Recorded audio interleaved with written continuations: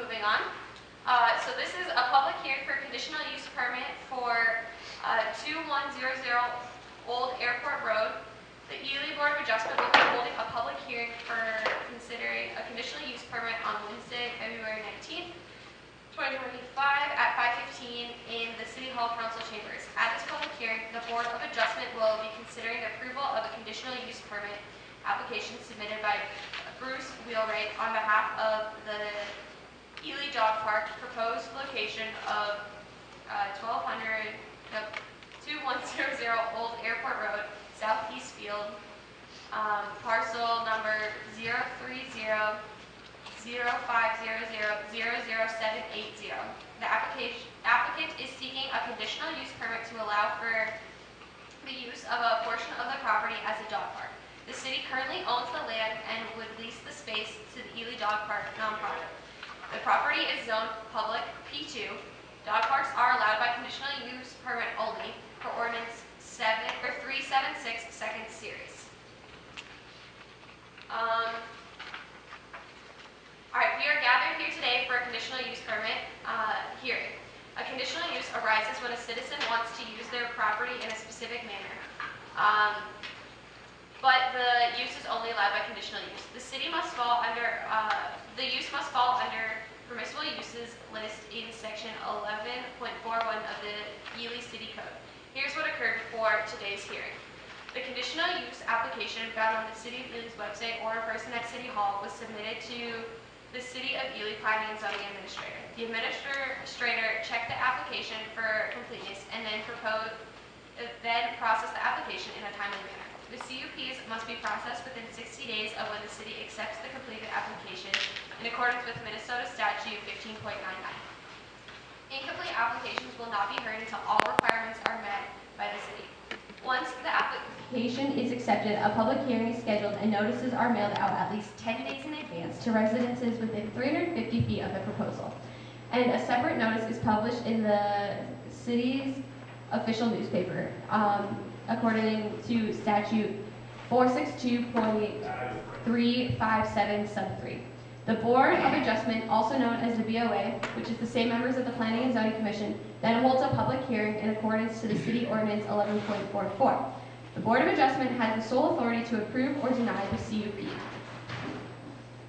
After the published hearing is read, the applicant or authorized representative will present the proposal. Any letters or phone calls received prior to the end of business are read into public record. The public will have time to provide feedback with regard to the proposal. A time limit for a public comment will be at the discretion of the chair. The Board of Adjustment can ask questions of any public speaker. The applicant will then answer any questions asked during the public comment, and the Board of Adjustment can ask further questions of the applicant. The Planning and Zoning Administrator will then present the findings and facts. This is a staff analysis of the application and how it relates to the applicable laws, rules, procedures of the state and local government. A recommendation may also be made by the Planning and Zoning Administrator at that time. The Board of Adjustment can either make a decision on the proposal tonight or table it for a future date. If the application is approved, no further action will occur. If the application is denied, the applicant can appeal the decision and have the proposal heard by the City Council. Minutes from this hearing, along with letters, phone calls received prior to this hearing, and all supporting documentation are part of the record and can be accessed by contacting the Planning and Zoning Administrator. Scott, could you read the public hearing notice?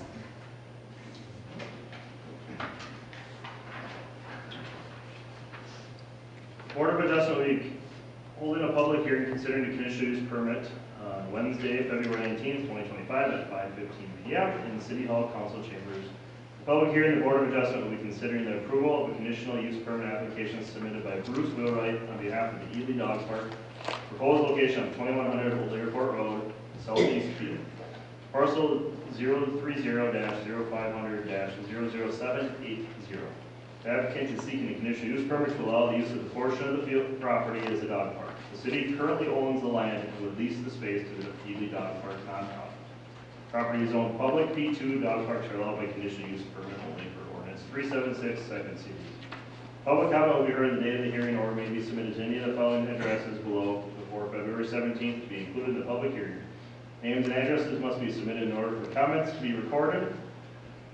And recorded at the hearing minutes. Please visit our website at ely.mn.us/notices for more information, including a map of the proposed location.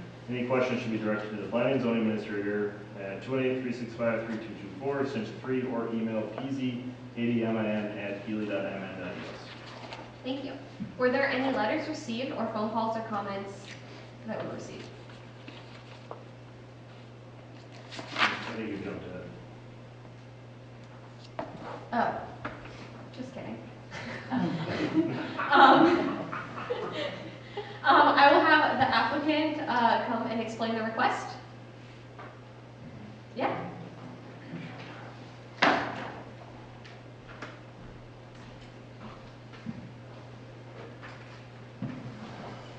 Hi. The request, you want me to explain that? Yes. Well, basically, we were looking for a place for the dogs to be able to run off leash very safely, and by having a dog park, that will help curb that. And will also will help with socialization, and hopefully, is my goal is to include the rest of the city, and using the dog park as kind of a view to show the rest of the city how dogs should really behave. And by doing that, by having members of the dog park, you know, that are they're very interested in proud of their dog park, and we want to see it succeed. So the things that they're doing to show the public that the dog park will help improve the city is by doing these things and picking up poop, teaching dogs to socialize better, and to curb other bad habits or bad things that happen with dogs throughout the city. And so by practicing these over and over and showing the city that we really care about the dogs and the problems that can be caused by them and their owners, they can show that will carry over into the city, and hopefully that will help some of the negative bad comments and things that are happening with the dogs and their owners. I don't know if that's your understanding. Perfect. Thank you so much. Yeah. Bruce, do you want to just, I'll pull up, do you want to kind of just explain what the kind of the plan of the actual dog park is, like the layout? The layout? Yeah. Okay. In the bottom left-hand corner is the entrance. It's a little square, and it has three double-gated entrances. And you come in leashed through the first gate, and then you enter into that small little box area, and then you can unleash and then go into the small dog park, or you can go into the large dog park area. And then once you're in that area, then that's considered the off-leash area. And in reverse, it would do the same thing. As if you're leaving the dog park from either the small or the large, you go back into the small little box fenced-in area, and then you leash up, and then you leave through the entrance gate. There's going to be the outside from the entrance, outside fencing that goes north, or goes straight up, which is probably south, and it goes along the outside perimeter. Okay, so the first part of that fence is about 6 feet tall. And it wraps around all the way to the upper corner there, that would be the southwest corner. And then from there, it turns into a 4-foot fence. And it proceeds, okay, past all that, that's the old cattle gate entrance. I'm not sure what they use that for, big equipment or something. But that's going to be all closed off there. And on the corner there, the right upper corner there, is also another gated entrance there. But that's going to be closed off as well. So from that point, straight north is a 4-foot fence. Okay, so in the corner, it would be the northwest corner there, is kind of like the home plate diamond area, and it's got some rocks there, and then it's got like, I don't know, 10, 15 feet high fencing, but that's in really bad disrepair. And so all that has to be ripped out and replaced, because it would cost more to fix that fence cost more to fix the fence than it would be to replace that fence. And then as you go along the whole north fencing there, that is also a 4-foot fence. And I'd like to point out at this time that the fencing average on dog parks is anywhere from 4 to 6 feet tall. And I mean, if it were up to me, and if I was starting completely over, yes, I would put a 5-foot fence. But on the outer perimeter is a 6-foot fence, which helps keeps, other animals and dogs from getting out. And there's not a problem with that at all. But on the 4-foot fence, it's 2 feet lower, of course, but a lot of dog parks have 4-foot fences. And if I were to, right now, just to fix the dog park and seal up all the holes in the fence, replacing that with new fencing, and then adding a wall on the small dog park area, plus the double gated entrance and stuff. Yes. And so that would be 4-foot fence. So right now, to repair the fencing and put all that in place would cost around $35,000. I have an estimate from A1 Fencing out of Duluth. And so I am recommending not replacing that 4-foot fence with a 5-foot fence. For a simple reason is there's a lot of dog parks that have 4-foot fences. And I want to bring up that the dog park in Hibbing, up by the Greyhound bus museum, they have a dog park there, and it's like a small city block, and it's completely fenced in with 4-foot fencing. If you happen to notice a lot of residential areas that have chain link fencing, that usually have chain link fencing for dividing off their backyard for whatever reason, a lot of times are used for pets and dogs.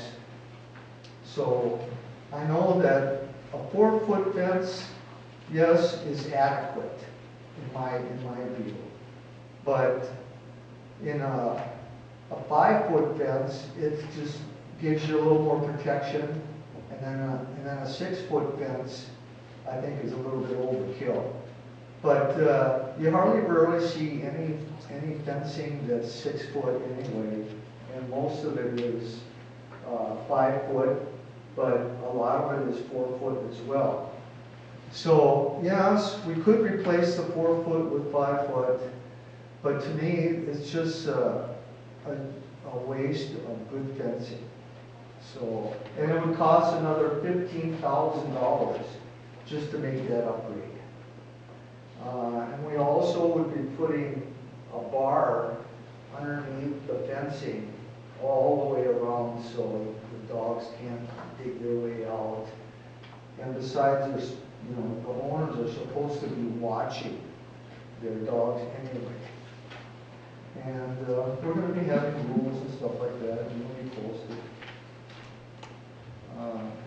Any questions at all? There is a time later, but we can do one now. You've already contracted with the city to lease that field from them? Correct. We don't have a lease agreement yet, though. Do you have an idea what it's going to cost you per year then? Well, I have been quoted about $1 a year, which I think I can afford. Well, yeah, because you're nonprofit, you're all volunteers, correct? Right. I haven't seen anything in writing yet, though. Okay. All of our current lease agreements with anybody that utilizes our spaces, yeah, it's, Yeah, I kind of figured that. I just wanted. This would fall in line with because I'd like to, and I may be totally out of line here, and I'm sure Scott will tell me if I am. Considering that you're a non-profit, you're doing everything volunteer, raising funds and that, is it something that the zoning can vacate that $250 fee, give it back to them, or discount it? And so, The conditional use permit? yeah, you just have to pay $250 for the conditional use permit?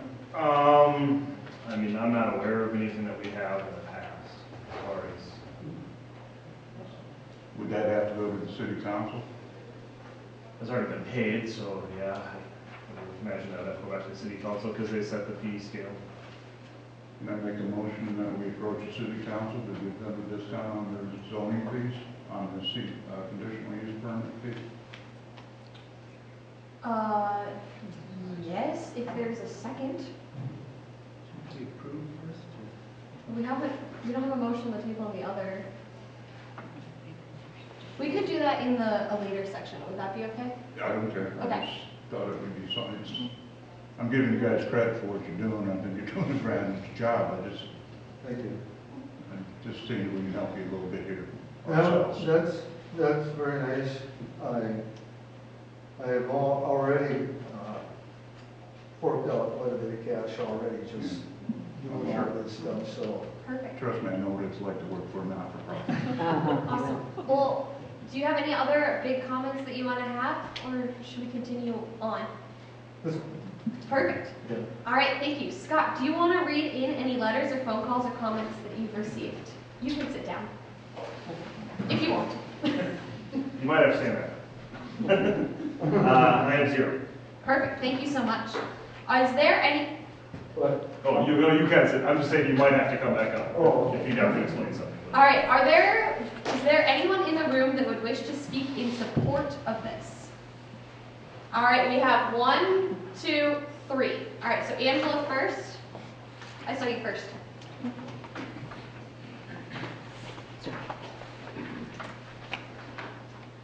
All right, and we'll try to limit it to 3 minutes if that's okay. Okay, all right.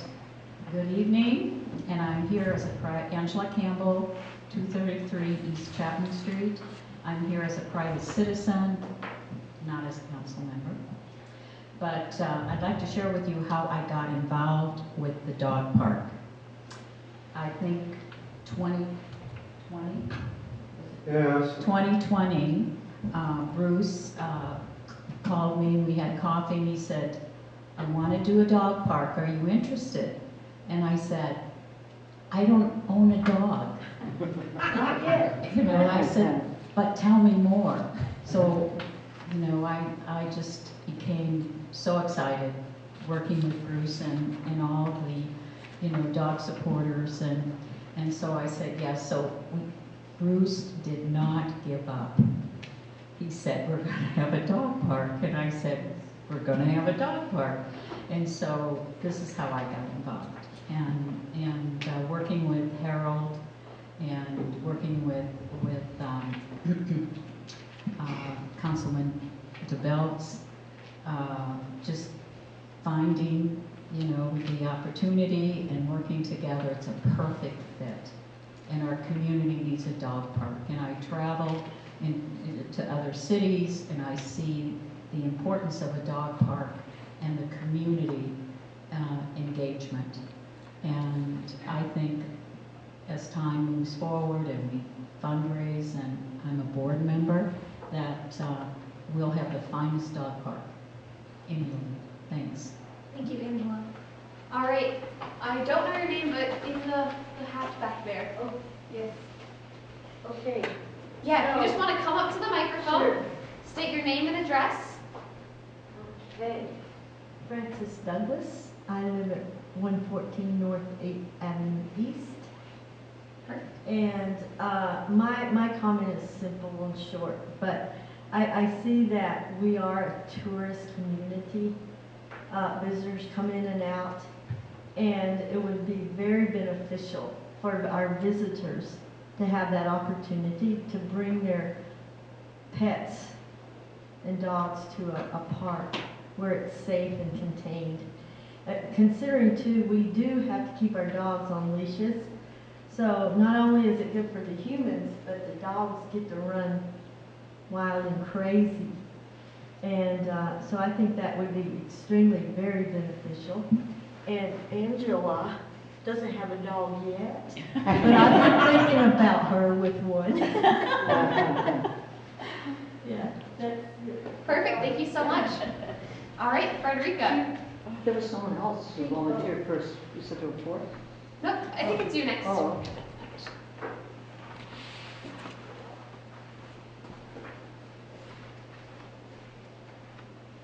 All right, state your name, address, and 3 minutes.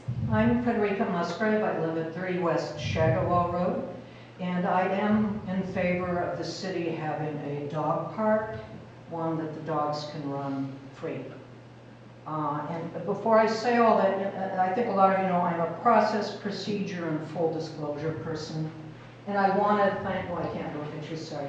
I want to really thank Bruce. I've watched him since the summer of 2023 and all the energy that he had then and now, and all the research, if you look at the packet, all this information from other cities.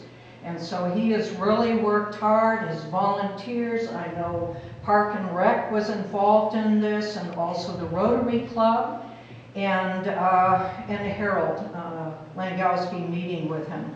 But basically, this has been Bruce's thing, and all the time he spent in clearing and working in the area. And I know the community, just like me, appreciates him. As I said, I'm a process, procedure, and full disclosure person. And when I was looking through the packets, it's really hard for me to identify some things that I think are really crucial, and hopefully Bruce can come and talk about that, because you're offering a conditional use permit, and all I know is about the fences. And there are some issues I think that should be really open, clear on that. And the number one is, so everyone knows, is this where the dogs can run free? Or do they have to be on a leash? And I believe it should be a free run for the dogs. And I want to say there, in terms of that too, on the research that Bruce has done, Bruce has provided all kinds of info and checked on what is best for a park, a dog park. But I haven't seen addressed anywhere on the conditional use permit, because there's so much info, I didn't find it in one place. The maintenance, dog poop pickup, who's paying for it, who's going to do it? The other is I haven't seen, and again my eyeballs don't work, who can use or can't use the park, humans and dogs. And humans, including children. I don't know, again, maybe you don't want that, but I would really like to have that clarified. The other is, and I worked with parks before and way back when in the Twin Cities and some of them setting up, and I've done maintenance and a whole bunch of other things, and they're absolutely fabulous. But the thing is, for this park, how are you going to control these rules and regulations if you have them? How are they going to be enforced? I personally believe the city of Ely should be involved in this in the county, so that there is more than just Bruce behind all this and his nonprofit.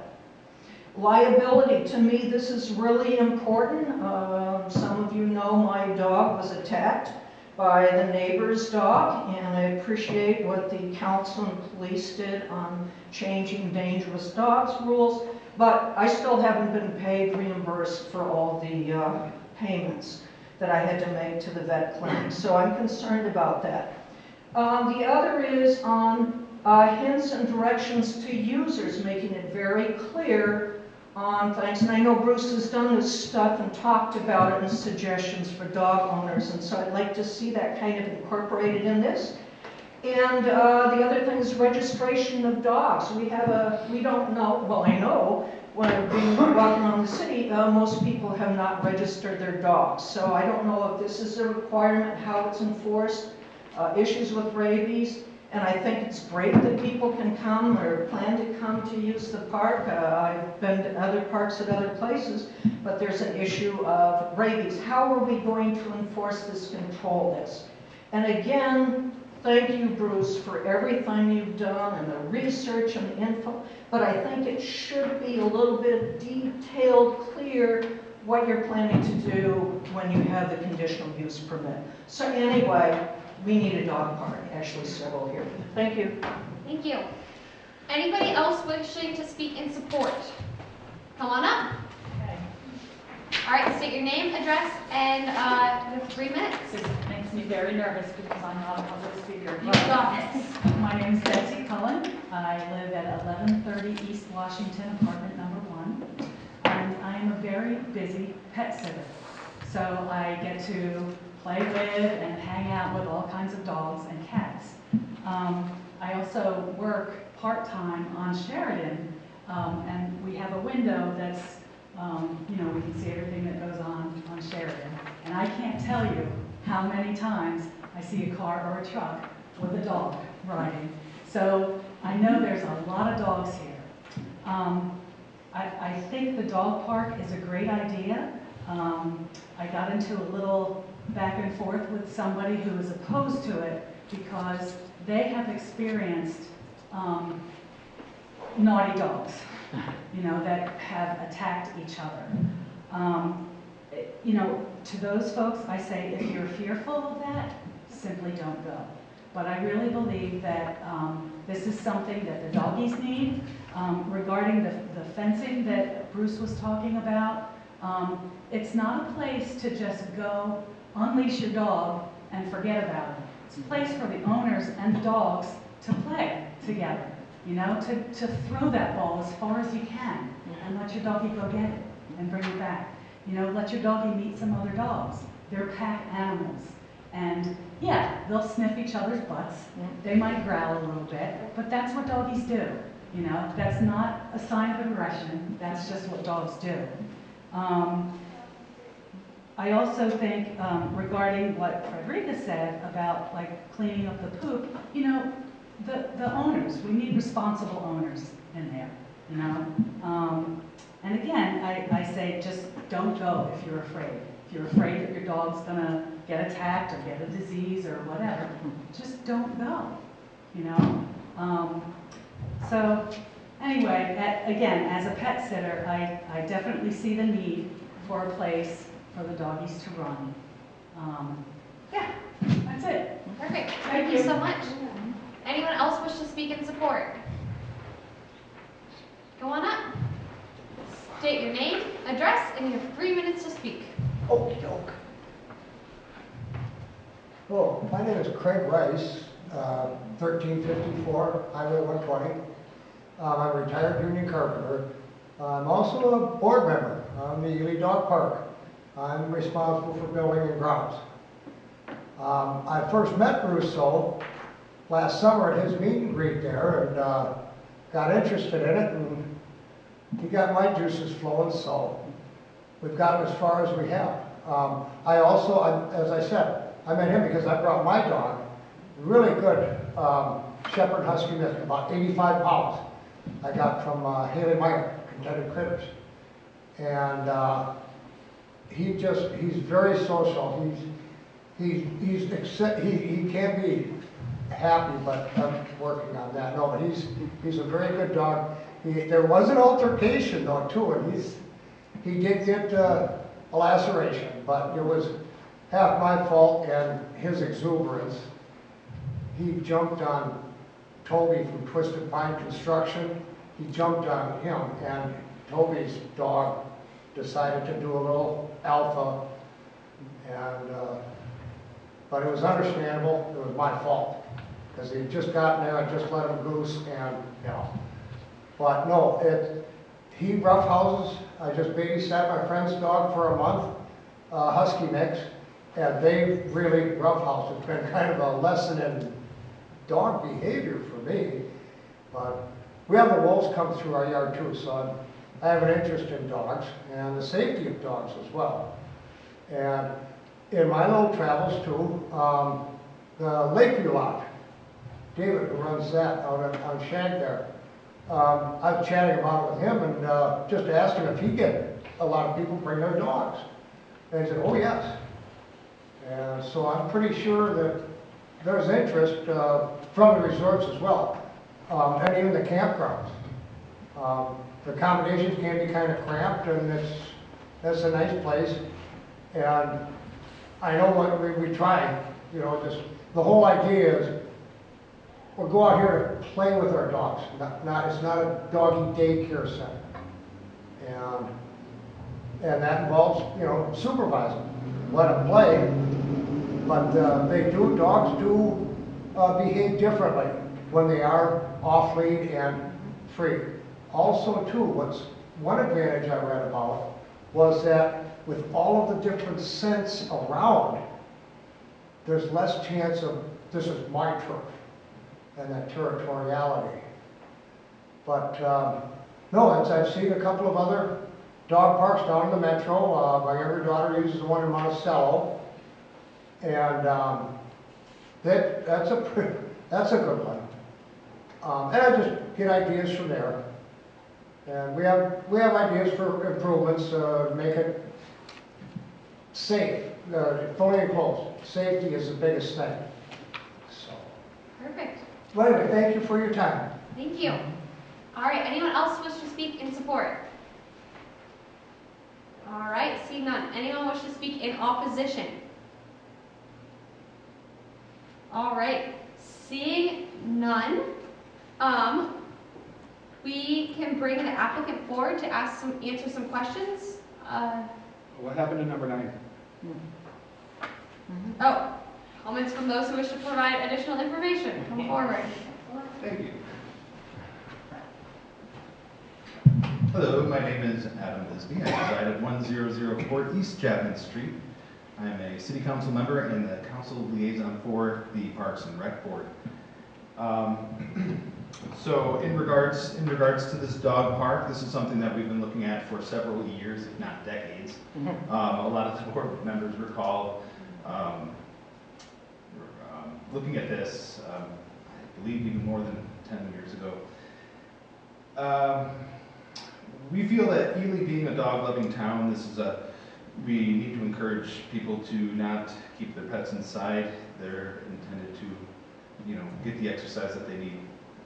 And it's good for the health of the owners as well as the mental health of the owners in finding a place outside to engage with their animal.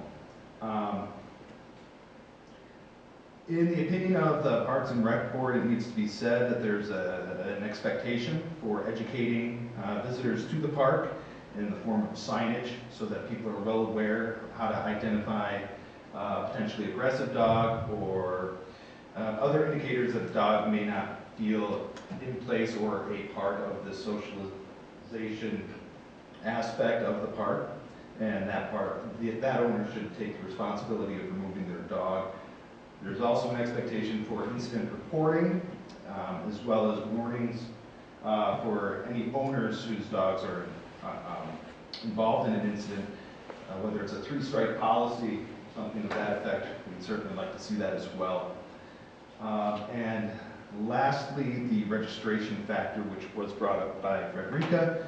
It would be wise to have the dogs registered as a condition of using the park. This ensures that they are vaccinated, up to date on their vaccines, and it ensures the health and safety of the other animals there as well. So that's your additional information. Thank you. All right, so I'll bring the applicant forward and to answer some additional questions if the council has any. I personally have some questions if you would like to come forward. Yeah. But I'll let anyone else go first if they have any questions. I just have a question on the liability.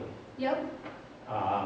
Because I've read in here, you know, Superior and Duluth, they write in there that they're not responsible, but you can't write words to take responsibility away. If you're in neglect, and I don't know what the state of Minnesota laws are, I don't know what the city attorney, if she's addressed this, but I think that issue has to be resolved, because you can write anything you want. You can write, you know, if you slip and fall, it's your fault. And if you have a pile of oil there and you leave it there, you're the one that caused the incident. So I think the liability part is the biggest concern of mine. Is the city going to be liable, or the nonprofit? And then what does the state say? You know, Superior, Wisconsin is a different state. Duluth just has it written. You know, is it just written words by the people that run the park, or is it accordance to state law? You know, I wouldn't want any of it coming back at the city or to the, because you're going to have people from out of state, you know, from out of town. Right. And if you have children there, you know, there's a potential for a lot of liability. Right. Well, of course, we're going to have all the rules. Yeah, But the words I know words that. have no meaning, you know, unless it's backed by law. I know that, but we're going to have the rules, and then you know, we're going to have a disclaimer about not holding the city liable. I know all that part. But when it comes right down to it, you have, if there's an incident with dogs attacking each other, you know, Or what about a child? or a child. That child goes up to its dog, and the dog is protecting the child. Right. The child gets bit by the other. I hear you. Of course, part of the rules are going to be age that goes into the use of the dog park. Yeah. You know. But that still doesn't. No, it doesn't. But what it does do is if there's an incident, whatever it is, the police should be called with 911 right away, and then they would treat this as an investigation of any other type of investigation. And then, depending on whatever they find out, then it could possibly end up in court. And right, but I would like to know who would be liable. well, we're going to have insurance. Before any of this You're going to have happens. insurance? Yeah, there's going to be insurance. In fact, So you'll be insured. right. Okay. The city will not be liable, and they will be protected, and the members of the board will also be protected.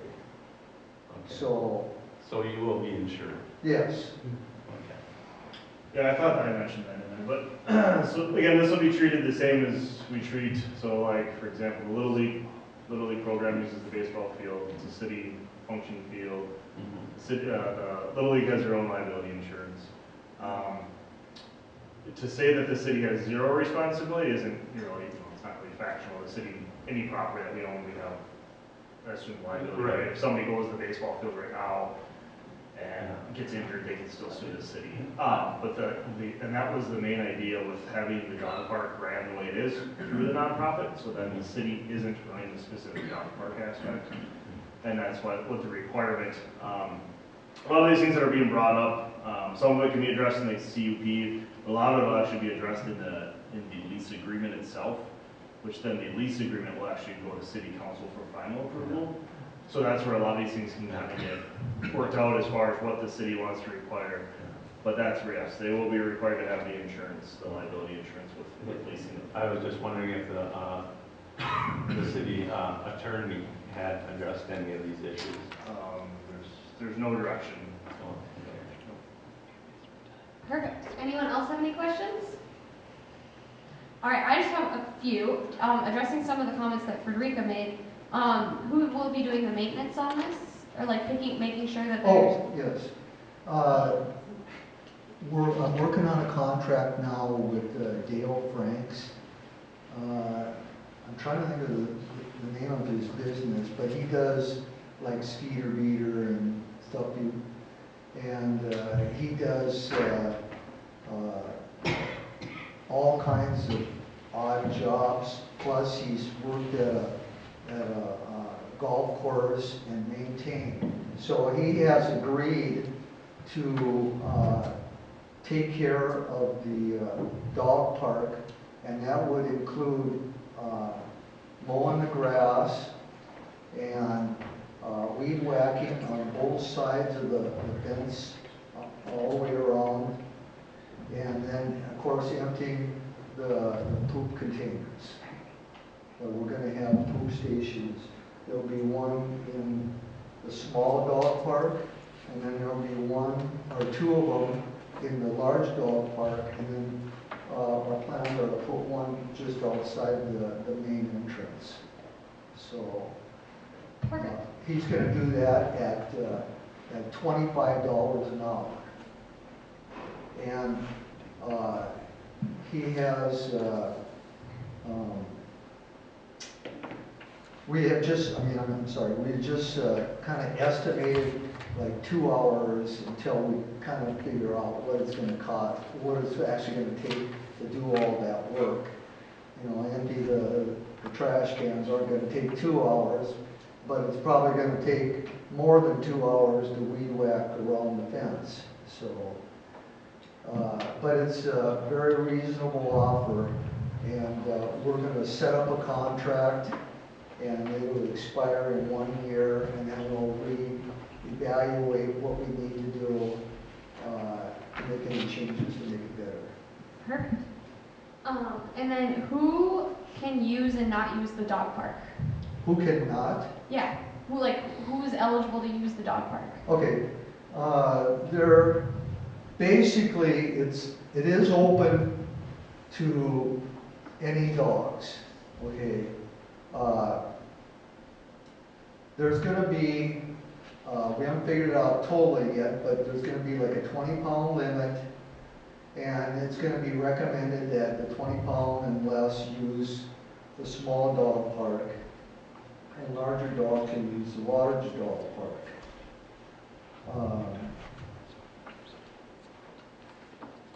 There'll be, I'm sorry, what was the rest of that question? Who can use and not use the park? And so then, there's going to be certain kinds of dogs that can use the dog park and certain kinds that cannot use the dog park. There are like three types of aggression, but basically what it comes down to is if the dog that the owner is bringing in there should know that he can get along with other dogs. So are you restricting certain breeds or no? No, not at this point. Okay. Not and then earlier someone mentioned ages. Is there certain ages that can't yes, be in the park? right. There will be ages. I think it's like, I don't remember off the top of my head what they are, but it's like 8 years old and under that are not allowed in the dog park. And then if you're less than 16 years of age, between 9 and 16, you have to have an adult with you. And then, of course, over the age. Perfect. And then, how do you expect the enforcement of rules and regulations? Okay, like what was talked about before, is that if there is a dog altercation, what the aggressive dog or both the dogs should be leashed and then taken off. So that means that every person that comes in with the dog should have a leash with them. So they're taking the leash off when they come into the dog park, they're running loose. So they have 2 altercations. And if not sure which dog started or whatever, then those 2 dogs, the owners would take out their leashes, leash their dogs, and escort them off the property. If anybody is injured, the injury person and the person or the dog person, whatever caused the conflict, have to exchange information. And if it's serious enough, then the police should be called in right away. What if someone doesn't follow your rules? What if there's a 6-year-old in there? A 6-year-old? Well, if that's the case, then we have to try and, be observant about those things. Now, there's also a way that we can try to curb some of the problems is by having volunteer staff. And it's not to say, okay, you have to get your dog out of here or tell them what to do. They're basically just there taking notes about what's been going on here, and they can answer any questions. And then if something like a person brought their child in there, if somebody from the club can help them set them straight on the rules, which the rules, when you come in there, they're going to be on big white poster boards. And there's going to be the rules, there's going to be the mission, there's going to be dog etiquette that's going to help. And all this is used for the education part of the nonprofit, to help educate the people with their dogs, what's allowed, what's not allowed, and carry that over into the city. Are you charging any fees? Okay, that's another good question. Most dog parks don't charge anything, but I think what we can do is, when we have, at the time when we're supposed to have our dog licenses renewed, or when we're having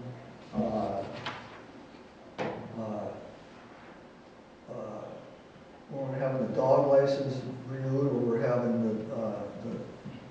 the vaccinations and stuff like that at the same time, we could put in like a deal where we could sell like a yellow tag or something like that, that would say Ely Dog Park on it. You could see it from a distance. And then that would be for the people that live in the area more than likely. And then if people were, like, say, staying at a hotel, which just about all the hotels are making accommodation for pets, dogs right now, including the Chamber of Commerce. They're looking for a place so the visitors can bring their pets as well.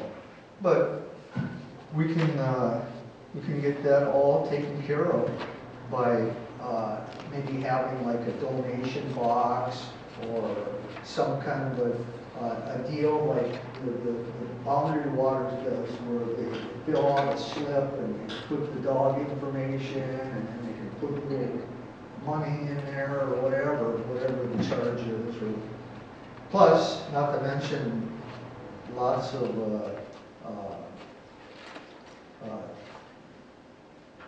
fundraising. to help pay for anything that we need. There's a lot of people out there right now just chomping at the bit, so. And then my last question, are you gonna have a sign-in sheet or no? A sign-in sheet? You mean while they go into the dog park? That's a new one on me, I haven't heard that one before. That's all right. Have you heard that? Have you seen that before? I have, but that's okay. It doesn't mean you have to do it. It's just a Okay. question. No, I hadn't, but nothing is on the table, so. Perfect. All right, anyone else have any other questions? Is this gonna be open 24 hours a day? No, the hours are gonna be from dawn to dusk. So there won't be any need for any lights. Perfect. Any other questions? All right. Anything else you want to add quick before? How do I find out?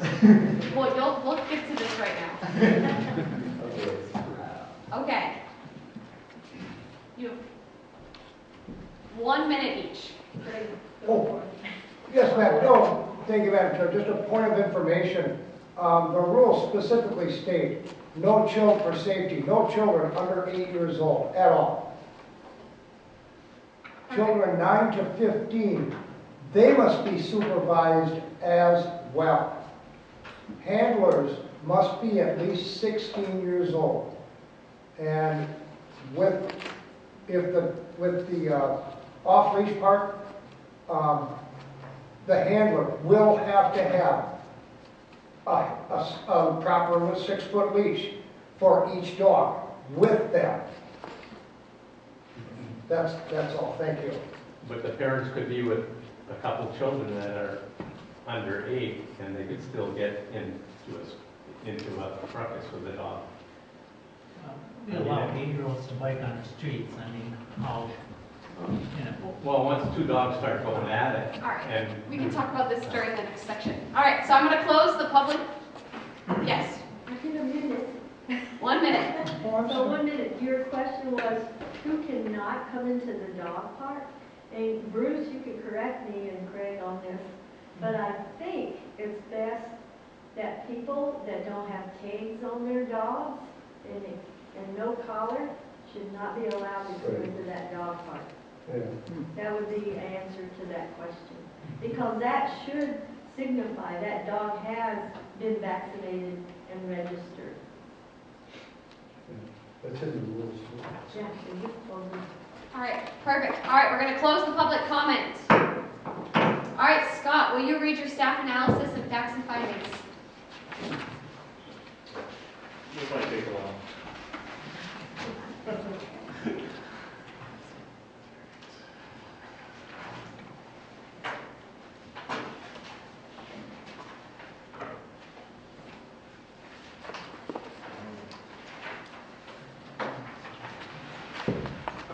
Conditional use permit application for 2100 Old Airport Road by Bruce Wheelright on behalf of the Ely Dog Park nonprofit.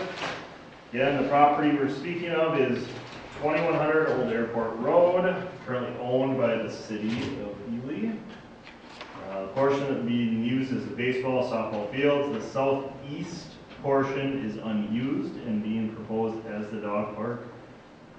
Bruce Wheelright representing the Ely Dog Park nonprofit group, submitting the application to conditional use permit. The property would then be leased to the Ely Dog Park nonprofit for use as a dog park.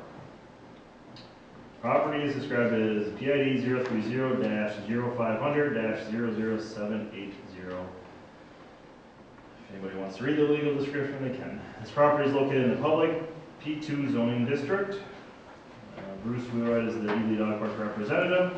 He has applied for the conditional use permit. Our current permissible uses list allows dog parks by conditional use permit only in P2 zoning. And laws, procedures.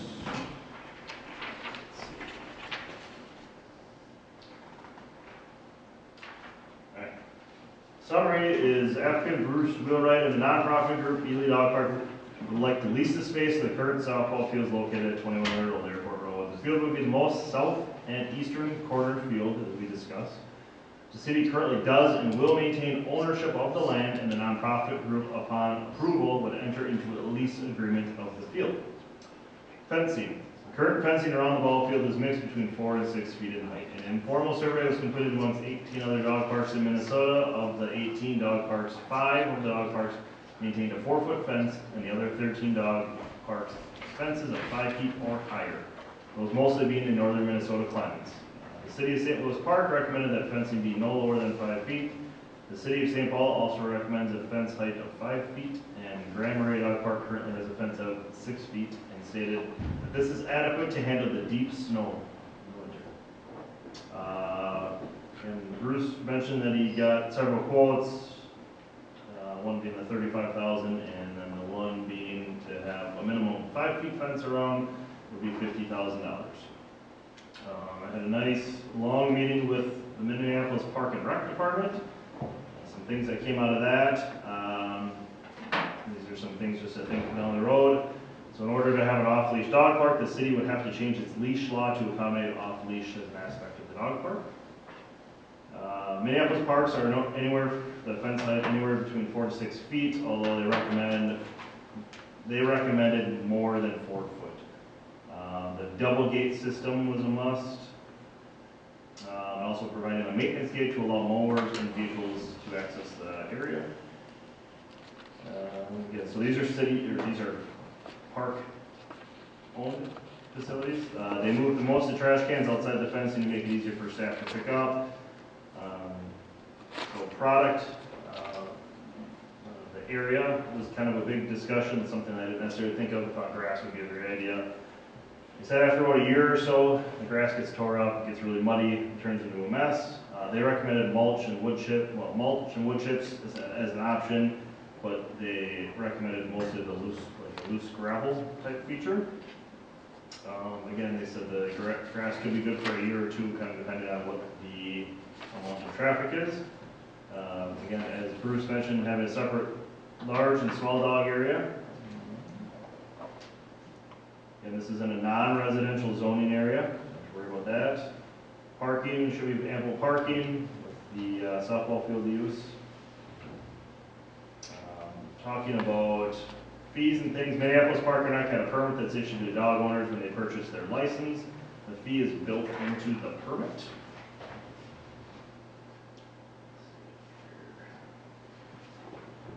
And they must all have proper vaccinations and not be designated as dangerous. So Minneapolis is unique. They actually have their own park police, which is separate from the city of Minneapolis police. So they use this to help kind of police their rules and things like that.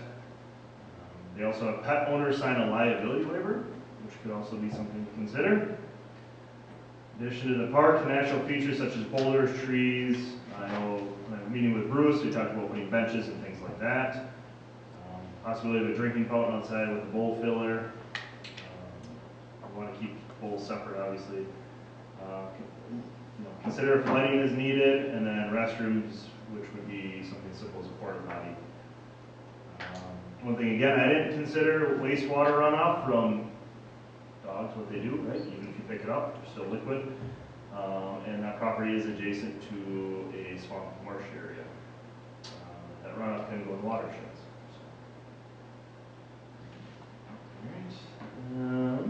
Okay, the property is located in the public P2 zoning district and is surrounded by natural woods on the south side and an industrial cement plant to the east. No residential housing is located in this area, and there's no correlation between dog parks and diminished property values. There will be no state or local money spent on this project, and all costs associated with the proposal will be provided by the Ely Dog Park nonprofit. Maintenance of the property will be solely on the responsibility of the Ely Dog Park nonprofit. The property will be leased from the city to a nonprofit.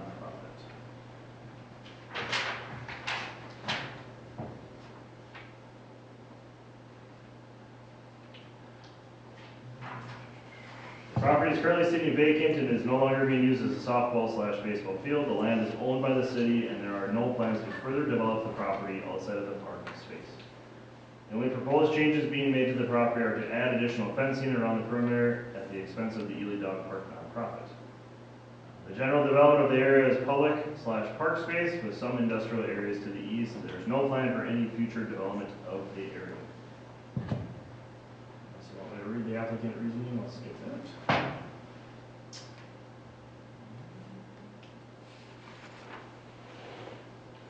I received no public comment. These are just a few items. Again, there can be more, less, that I came up with.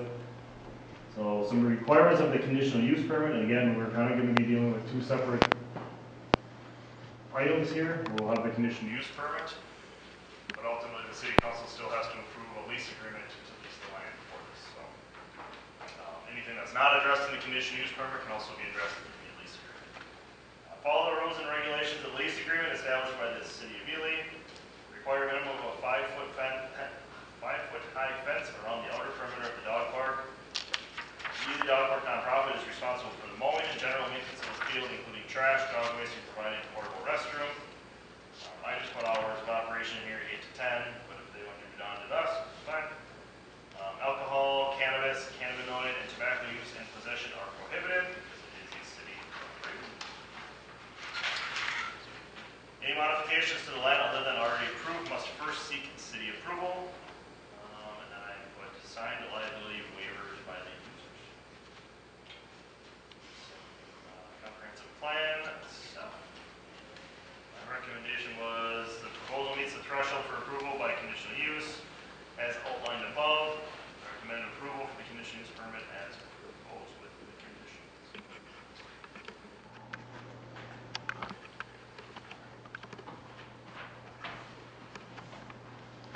All right, thank you so much for that. Question. Yes. Scott just said that tobacco use is prohibited because the city prohibits it on their buildings. I didn't know they prohibited it on their properties.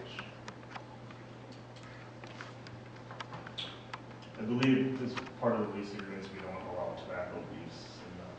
I'd have to double check that. I'm sorry? I'd have to double check the tobacco one. I just heard it, and I just was questioning that. Okay, so at this time, we can have some discussion. If anyone wants to make a motion, make sure you include conditions if you want to include conditions in your motion. Any discussion? Is this where you want that, my suggestion? Yeah. Okay, first, I make a motion that we approve the variance conditional use permit. And I would also suggest that we ask the city council to waive the conditional use permit fee. Yeah, would you be okay amending that so we can do two separate motions on that? Sure. Okay. I'll make it two. Perfect.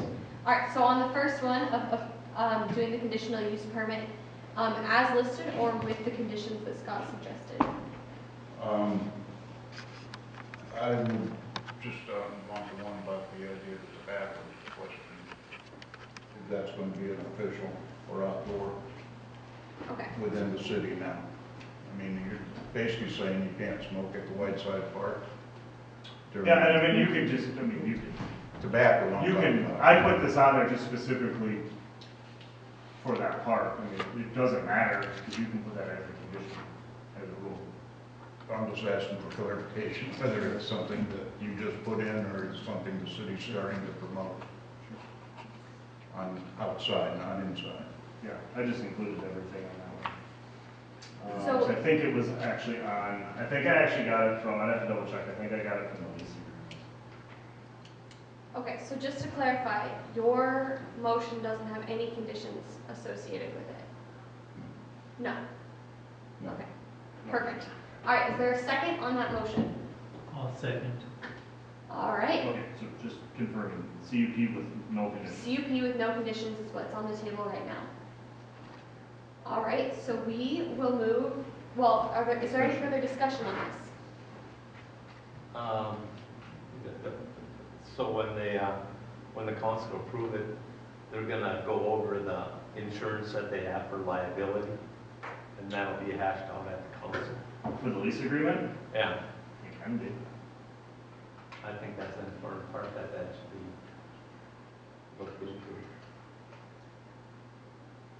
You know, because anybody can say they have liability, but do they have enough liability Yeah. to cover, you know, just to be on the safe side. Yeah. Any other That would be something for the city attorney to to draft? draft. That need to be amended to, Well, that's separate, so that would be on just the lease agreement with the city. Unless someone wants to amend it. All right, so I'm gonna give my opinions. I think that it should have some some conditions. So I'm personally not for this motion, for the dog park, not for the motion. It's on the table. But we will move to a roll call vote now. Scott, Discussion. any further discussion on this? All right, so right now, let's to clarify, the motion on the table is to accept the CUP with no conditions. All right, Scott, Okay. Quadraschi? Aye. Hernesma? No. Rose? no. Belcher? And Anderson? Yes. All right, so now that motion didn't pass, so now we have the opportunity to bring another motion forward. Does anyone want to bring another motion forward? I would like to move that the conditions that are in this packet, which is extensive, the considerations that have been done are part of the plan. If you say there are no children under the age of 6, 8, 9, whatever you say, that goes along with it. So I believe, for clarification, on pages 6 and 7, the conditions that Scott brought forward did not have anything to do with age. Okay. Do you want to add something to do with age? Not only age, but there's a lot of explanation, a lot of meat and potatoes in all of the, somehow that's got to be condensed into a rule system. But just what do you expect? What behaviors do you expect? How do you monitor? Who's responsible? Even who's paying for it? Those things I think are important to have included in what would be approved. Okay. That amount of liability required to be carried in the event of a.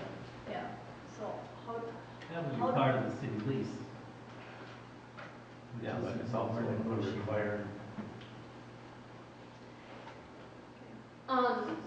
So a motion that could be on the table, I can't bring motions for it, could be to accept the, to make a motion to approve the CUP with Scott's requirements. Hearing what they said, maybe editing Scott's requirements instead of 8 to 10, 7 days a week to be dawn to dusk. And potentially adding something in there about liability insurance or things that we've talked about. So if anyone feels they want to make a motion on that, or any other motion with whatever conditions they want. conditions is, would be evidence of rabies. Most vets will give you a tag when you have your dog vaccinated. There's some very simple things. You should have that on your dog's collar, which you are supposed to have your dog collared and a leash. That would be part of this whole management of who is using the park. Leashed dogs are welcome. Loose dogs, not so much, unless you're in the park. But just, how could we make some just general rules or guidelines of what would be expected? What rules and guidelines are you thinking? Safety? Okay, so would you like that to be on a sign? Yeah. Yeah, so everything that would be on the sign might be important to have as a condition of use. So what things would you like those to be? Okay. Eligibility, who can use? So who are you thinking can use this? I see it as any dog or human. Who are those people who can use it? And that's safety. The kind of dog would be vaccinated, not vaccinated. Rabies, is that the only concern? If you go to a kennel, they usually recommend distemper, not distemper, but kennel cough. So, are there any other vaccinations that should be done? I'm not an expert on that, but I know rabies for sure. Yeah, so are you looking to make a motion that says that you would like to do this with the conditions Scott has laid out, including signage that includes the users are dogs and humans, and that all dogs must be vaccinated? Yep, that. Yeah. That's a good idea. I mean, the blanket statement of the first one that I put of following the rules and regulations of the lease agreement, I think was the intent was to kind of cover that. The intent was once the CUP is approved, the lease agreement would originally be drafted by Park and Rec, which then Park and Rec would then forward to the council. There could be a separate discussion from P&Z saying, we approve the CUP, but here's some rules that we want to see in the lease agreement too. That's an option versus muddling this with like taking, what if we miss a rule in the CUP then? You know what I mean? We could probably sit here all day and tomorrow and think of different rules to put on. Yeah. That's just my thought. Dog park rules. Scott just pulled out dog park rules. That's really what maybe could be part of a conditional uses. What are your dog park rules? And how do you intend to enforce them? And I think that would be helpful for the city council to know. Well, I think if we're gonna do a conditional use, we have to set forth the conditions that we want to see. So it can't be like, who is the dog that's gonna be there? If we're gonna make a condition, we have to say what we want it to be. And so like, if you wanna bring forth an idea of what you want it to be, let's do that. Like, but if anyone wants to make a motion with conditions, this is the opportunity. It's a lot of conditions.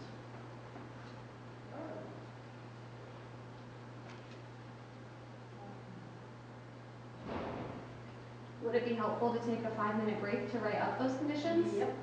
All right, let's take a 5-minute break. We'll come back at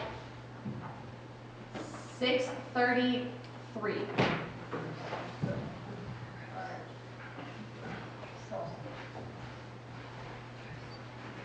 Anyone want to throw in any ideas? I still just think all the rules and regulations of the lease agreement established by the city, so create the rules and regulations of the dog park. That in turn is a blanket statement would be the rules and regulations, right? Like, you get what I'm saying? That's it. They'll be captured in the release. Correct. Hey, Jim, turn to page 6. In page 6, Scott lays out the rules and conditions. Yep. Right there, and so So, do you like those or do you want I know, those are great, because in the lease,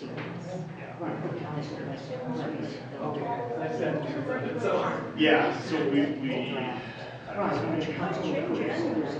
Throughout the first year. Perfect. Awesome. Thank you, Scott. Well, You said you have to leave at 7? Yeah. Okay. if you can identify your problem. You can always leave it on, I can turn it off. Yeah, Okay, when so the actual if you meeting like that, starts, we'll we'll do report it on on that. that. What about the rest of them, and are there any that are missing we don't see? No, Take a second to read all 7, and I'll be right back.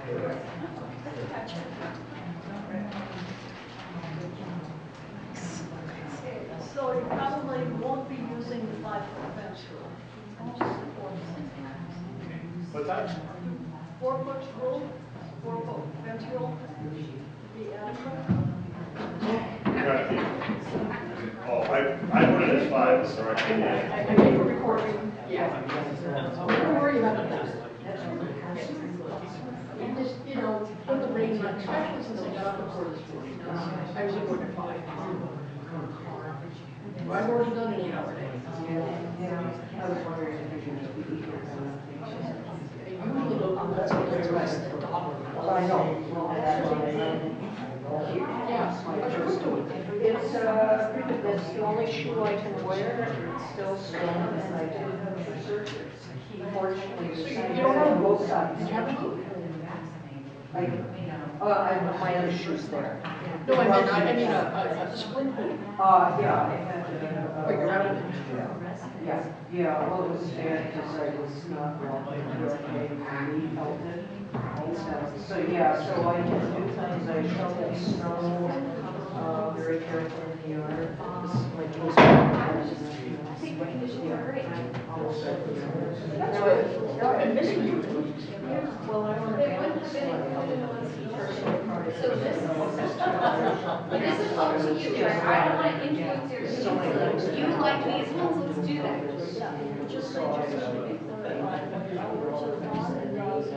Right, so make those edits right now before I come back on one and say, so we can say very clearly. I usually take it Conditions back 1, 2, Wednesday afternoon. read that And and read make for a the while, edits. then I just let it go. Thursdays, I try to do absolutely because it's the one day of the week where nobody schedules all this stuff. And given that I've got a weekend full of road track.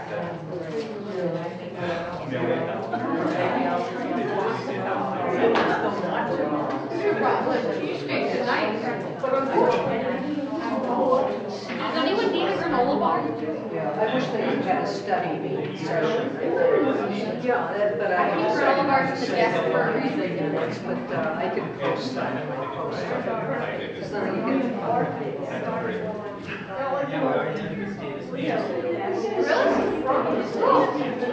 Really?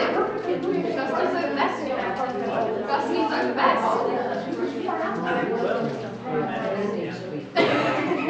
We think very highly of ourselves. I have to say this? No way. Gustavus is the best.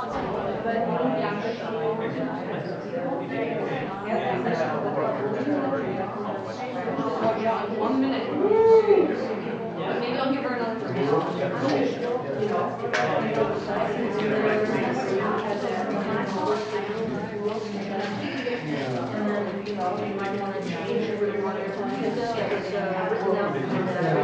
So they have something. Thanks for trying. Printed out. Yeah. All right, 30 seconds. All right, let's bring it back. All right, we are back in session. Any further discussion from the commission? Any motions that are wanting to bring forward? I would like to move for approval with the following documented conditional uses. Follow all rules and regulations of the lease agreement established by the city of Ely. Require a minimum of you're going with a 4-foot fence, I believe. Minimum of 4 foot. Fence around the outer perimeter. The Ely Dog Park nonprofit is responsible for mowing and general maintenance, including trash, dog waste, portable restroom. Hours of operation, dawn to dusk. Alcohol, cannabis, I can't even say the next word, and tobacco use and possession are prohibitive. I can see the tobacco use, that's an agent that dogs should have an access to. So if there's a pot on the ground, I know a dog will eat it, and that might be a good reason not to have it in the park.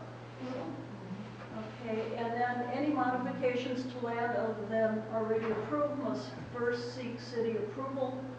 I don't know the practicality of liability waivers by users unless you're going to have leasing there. It might be very difficult to do that. Rather, that the organization, the dog park, organization must demonstrate liability being sufficient, issued for sufficient insurance. insurance, okay. And there needs to be a desire, it is desired that dogs are vaccinated and they're up to date with that vaccination. Define clearly the age of the use of the park. If you're saying 8, up to 8, no go in the park, but from the age of 8 to 16, accompanied by an adult. That's it. So those would be the conditions added to approval. Okay, so to just clarify the conditions here. So we have a motion to accept the conditions, the conditional use permit with the following conditions. Follow all rules and regulations of the lease agreement established by the city of Ely. Require a minimum 4-foot high fence around the outer perimeter of the dog park. The Ely Dog Park nonprofit is responsible for mowing and general maintenance of the field, including trash, dog waste, and providing a portable restroom. The hours of operation are dawn to dusk. Alcohol, cannabis, cannabinoid, and tobacco use possession are prohibited.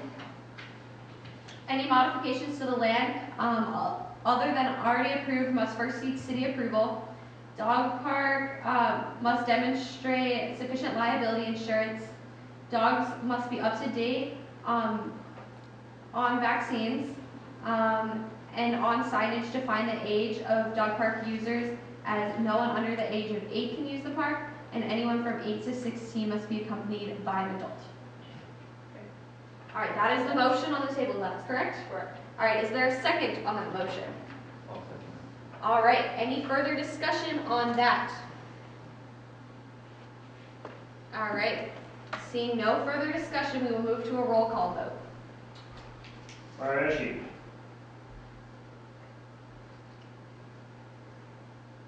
Yes. Renasma. Yes. Rose. Yes. Alcher. Yes. And Anderson. Yes. All right, the motion passes with those conditions that we just laid forth. Congratulations on that. I believe that we had another motion that we wanted to bring forward, and this would be the appropriate time to do that. Okay. Well, considering it's a nonprofit organization, they're run by volunteers, and it's definitely going to benefit the city of Ely, that zoning, we ask the city council to waive the fee for the permit application. The conditional use permit application. Conditional use. Perfect. Is there a second for that motion? Second. Any further discussion? All right, we'll move to a roll call vote on that one. Arashi. Aye. Renasma. Yes. Rose. Yes. Alcher. Yes. And Anderson. Yes. All right, that motion passes and will be forwarded to the Ely City Council for their decision to vote on it, but it's possible that we will waive that conditional use permit fee of $250 if the council decides it. All right, and with that, are there any other motions on the table about this? All right, seeing none, this Board of Adjustments meeting is adjourned.